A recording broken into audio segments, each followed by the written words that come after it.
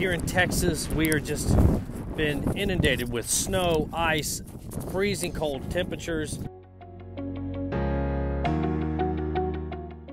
Luckily, in this part of the state, we have not had any crops go in the ground yet, but we have a lot of sorghum south of here, corn that's already been emerged, and as you can see from around, it's already we just have ice everywhere. It's pretty much a total replant situation. But we started on Sunday, so now it's Wednesday at this point. So we've been in this a good bit. We've been in and out of power.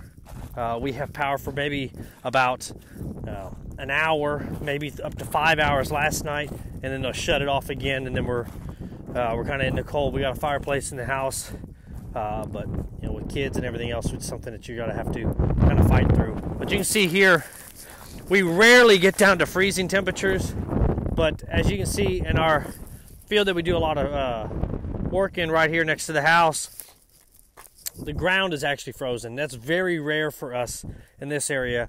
And with the excess moisture that we had leading into this, we've had a good bit of rain over the last weeks leading into this. That freezing effect on the soil is really going to tear it apart, turn it into a slush. Fairly empty in the shed right now because we just put out some hay, but you can see just icicles everywhere. The well is out. We're having to haul water for the cows, but I mean, even this, it's just solid ice everywhere. Probably a 1/4 inch to 1/2 inch of ice on everything. Looks like we're going to be in for another 2 days. It's been really rough. This is not something we normally deal with this part of the world. So, you know, we get to see a lot on social media about, oh, why can't you be prepared for this or that?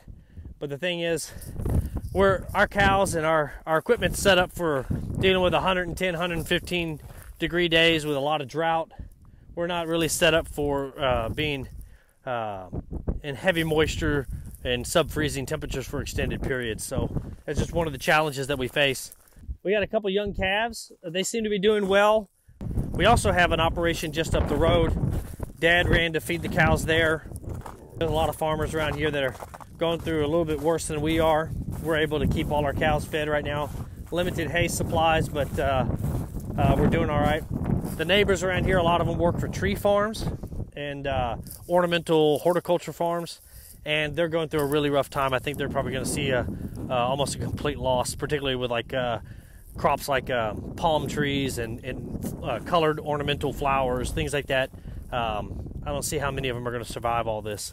We're growing right here. We're growing Jigs Bermuda. It's a variety of Bermuda grass that we grow here on the upper coast.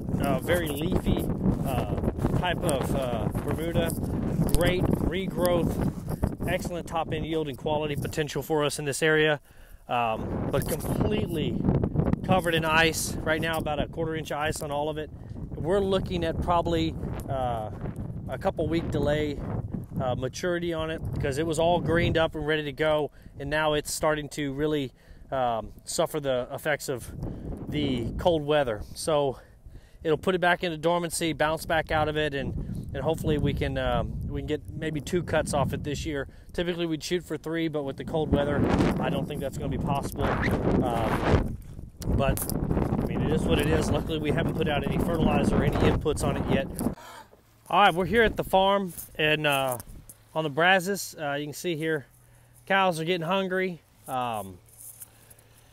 We don't have any water here that's available, so they're getting all their water from the Brazos River or the creek that's right here. It's starting to rain again. It's making it very icy. But we're gonna get this done. As you can see, we got some newborns right here. We can see we got some newborns, probably less than a week old. We got 2 or 3 of them in this pasture alone. Got to get them warm, get them fed. But that's just one of the things that we have to do on top of the normal jobs that we all have. So we're gonna get this going and get out of the weather, and then got the family shipped down south to Grandma and Grandpa because they got power. So we're gonna keep getting these fed, and hopefully we'll have power back at my house whenever we get back. We're running hay over to the woods. We're gonna lay it on the ground as best we can, and then hopefully they'll bed down in that. Hopefully we can keep them warm. We got 2 more nights in the teens, and these cows, they're just not bred for this. They're bred for 100-degree heat. So we'll get to it.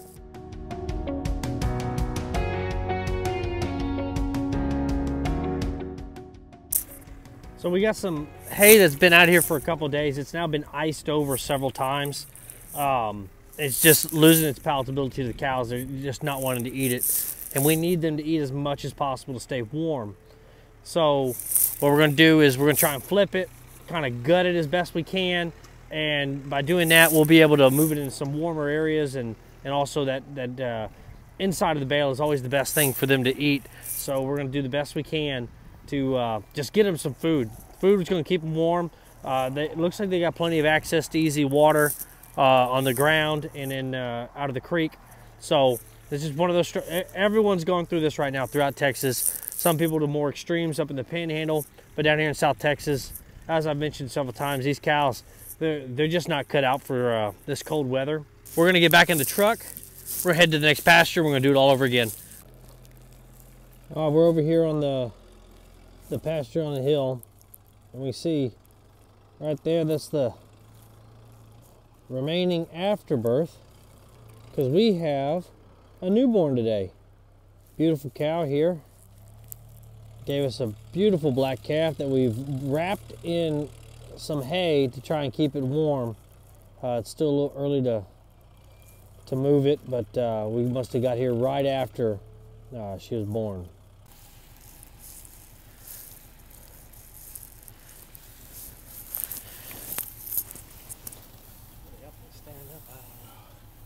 Right here still with the newborn. Mom's being real protective, which is good.